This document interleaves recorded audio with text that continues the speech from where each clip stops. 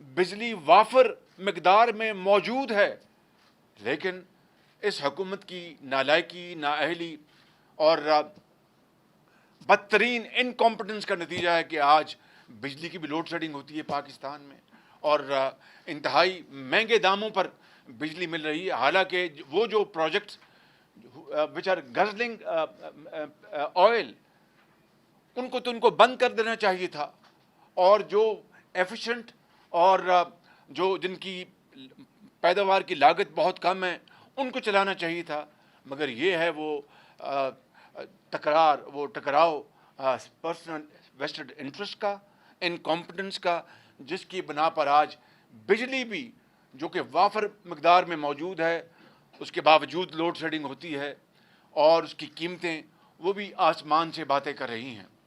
اور پھر آپ دیکھیں کہ 40% آپ انہوں نے روپے کی قدر کم کر دی، اور اس کے باوجود بھی ایکسپورٹس میں کوئی خاطر خواہ اس کا اپنا کوئی اضافہ نہ ہو سکا۔ اور آپ دیکھیں کہ پاکستان کی تاریخ میں شاید دوسری مرتبہ، سیکنڈ ٹائم ان پاکستان ہسٹری، یعنی 1952 میں جی ڈی پی وہ اس کی گروتھ نیگیٹو ہوئی تھی، اور آج یہ دوسرا موقع ہے 72 سالوں میں کہ ہماری جو جی ڈی پی کی جو گروتھ ہے وہ نیگیٹو میں 0.4%۔ یہ حقائق ہیں، یہ میں تو نہیں بتا رہا۔ اور جب یہ جب اپوزیشن میں تھے، آج بھی ان کا جو طریقہ کار جو ہے وہ اپوزیشن کا ہی ہے، آج بھی یہ کنٹینر پہ چڑھے ہوئے ہیں۔ کس طرح کہتے تھے کہ فجنگ کرتے ہیں، یہ فجنگ کرتے ہیں، وہ فجنگ تو نہ نکلی، ان کی فجنگ سامنے آ گئی کہ پہلے یہ کہتے تھے کہ 3.9% ہماری گروتھ ہے اکانومی کی، پھر اس کو ریوائز کیا اور 1.9 پہ لے کے آئے۔ اور اسی طریقے سے دیکھیں کہ ان کے ان 2 سالوں میں جو انہوں نے بورنگ کی، یعنی جو ادھار لیا ہے، جو ڈیٹ جو قوم کا جو بڑھایا ہے پبلک ڈیٹ، وہ 2 سالوں میں اتنا ہے جتنا کہ نواز شریف کے 3 ادوار میں ایک طرف اور ان کا 2 سالوں میں ایک طرف۔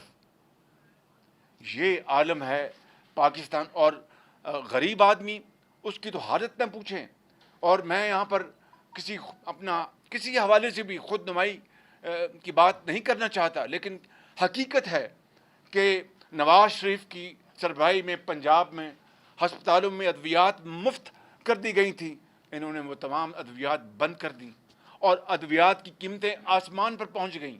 اور جو ریکٹ، جو سکینڈل بنا، وہ وزیر ان کا پتہ ہی کوئی نہیں، اس لیے کہ یہ نیب نیازی گٹھ جوڑ کا شاخسانہ ہے۔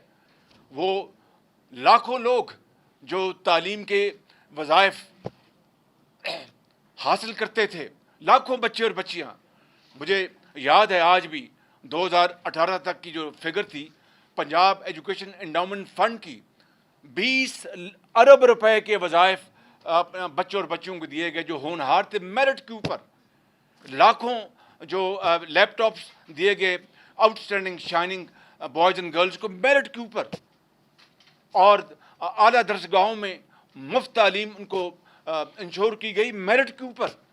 اس سارے نظام کو انہوں نے تباہ و برباد کر دیا، اور آج گلیوں اور بازاروں میں لوگ اپنا ایک وقت کی روٹی کو ترستے ہیں۔ اور پھر خارجہ محاذ پہ بھی بتائیں گے، جو خارجہ محاذ پہ جو فوپاس ہوئے ہیں وہ کوئی کم نہیں ہیں۔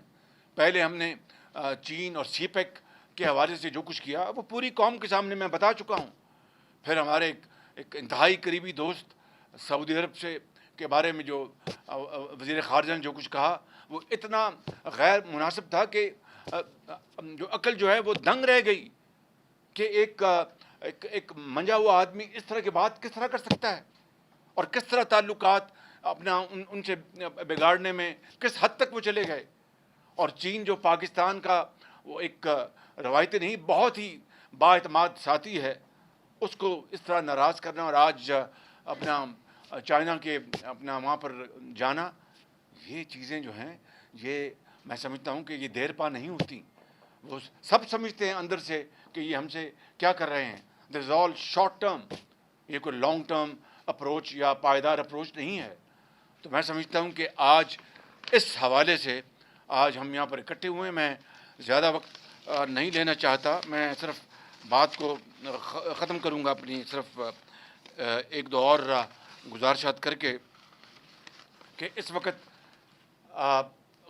کووڈ سے آنے سے پہلے لاکھوں لوگ بے روزگار ہو چکے تھے ان کی مکمل انکمپٹنس اور نالائکی کی بنیاد پر.